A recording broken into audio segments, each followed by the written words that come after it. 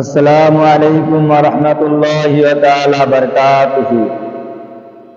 প্রিয় ইসলামিক দর্শক, আজকে আমরা সবাই প্র্যাকটিক্যাল ভাবে ওযু শিখব এই ভিডিওর মাধ্যমে।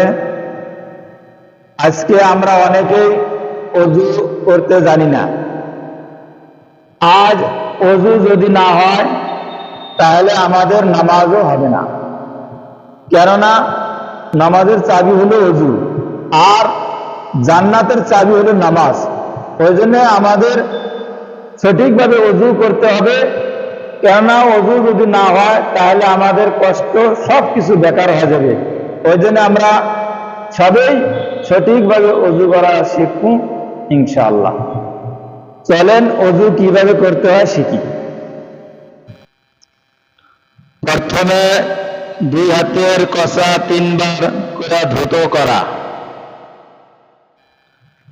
2 নম্বরে 3 বার গড়গড়া সহিত কুল্লি করা, কেননা কুল্লি আমাদের ভালোভাবে করতে হবে।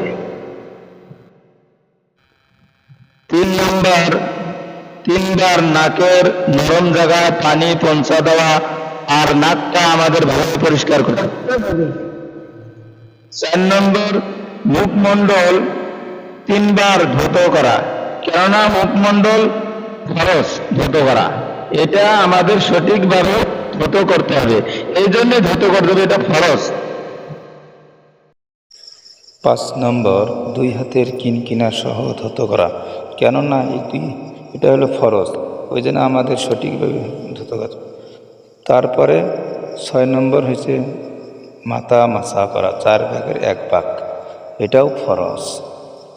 6 নম্বর হচ্ছে আমাদের পায়ের গাইটের উপর থেকে খেয়াল করে ধৌত করা।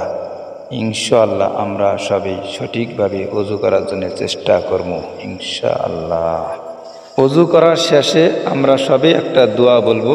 এই দোয়াটি যদি পড়ি, আল্লাহর নবী সাল্লাল্লাহু আলাইহি সাল্লাম বলছেন তার 8টি জান্নাতের দরজা খোলা যায়। আশহাদু আল্লা ইলাহা ইল্লাল্লাহু ওয়া আশহাদু আন্না মুহাম্মাদান আবদুহু ওয়া রাসূলুহু।